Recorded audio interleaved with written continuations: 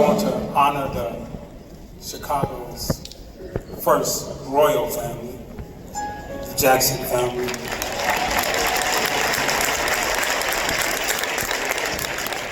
Mama Jackson, children, grandchildren, all that you have stood for in Chicago, the home that you made, and the place of peace and safety that you gave our leader,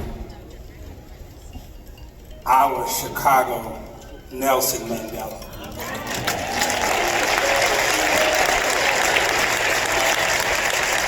Thank you.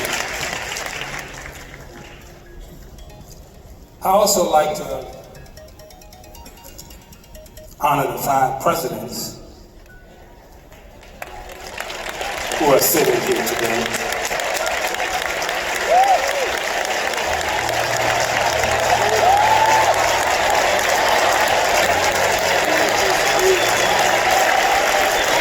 President Harris,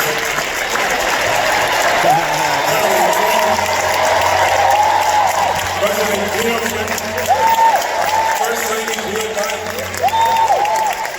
President Biden, the Chicago's own South Side, President BLAQ.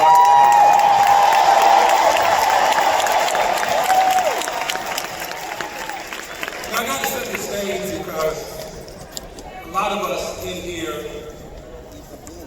are a little older than some of the generation below us. So I was born in 1961 on the west side of Chicago, Cook County Hospital.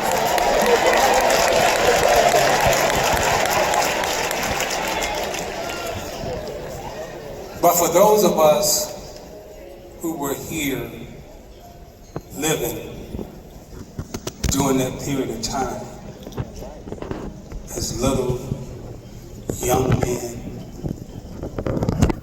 young women, 1961 to 1971, 63 Medgar Evans was assassinated. 65 Malcolm X was assassinated. Fred Hampton assassinated, 69. Martin Luther King assassinated, 68. The Kennedy brothers assassinated. We had just come out of Jim Crow. I was the first one in my family to live outside of Jim Crow. Angela Davis was on the run. I had a free Angela Davis pen. And those of us who are sitting in this audience understood what Chicago was like. Us Chicagoans on the west side and the south side, from the 60s to the 70s, when every store was burned down. There was no place to go. There was one man, again, our Nelson Mandela at that time, stood tall, and I remember my mom and I standing in the soup line on Madison and Kedzie, one of the most humiliating times of our life. We had no food. We had moved 4 or 5 times. And this beautiful man, this legend, this hero, came walking down the street. And I, as a young boy, when society was telling me I was a nobody, when society was telling me we don't even want to go to school with you, this man walked down the street, walked up to me and my mom had marched with him before, said hello to my mom, and then he did the unthinkable. Mama Jackson, your husband kneeled down and he looked me in my eyes. And that man said, you are somebody.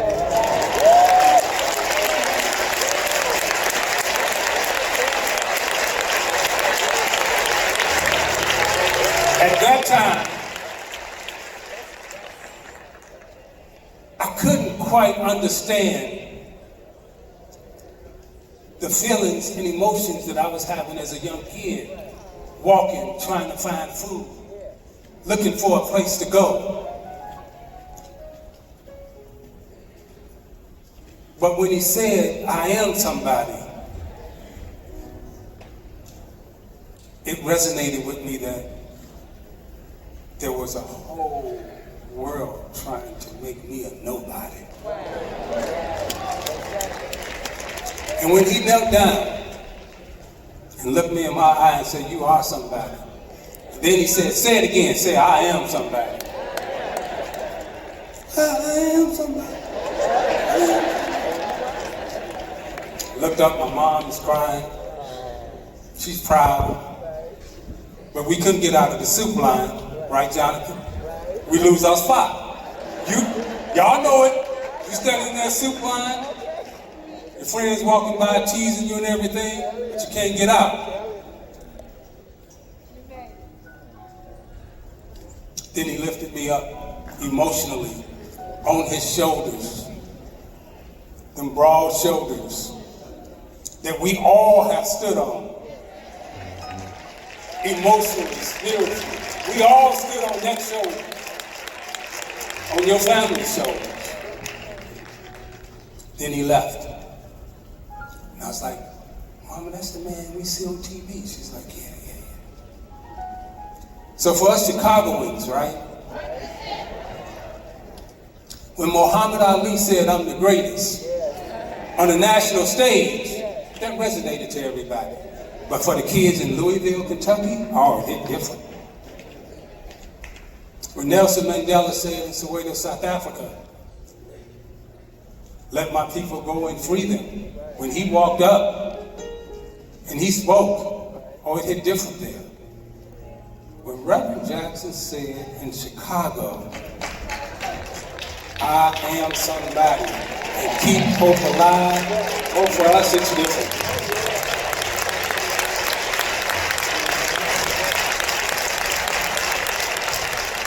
Years later,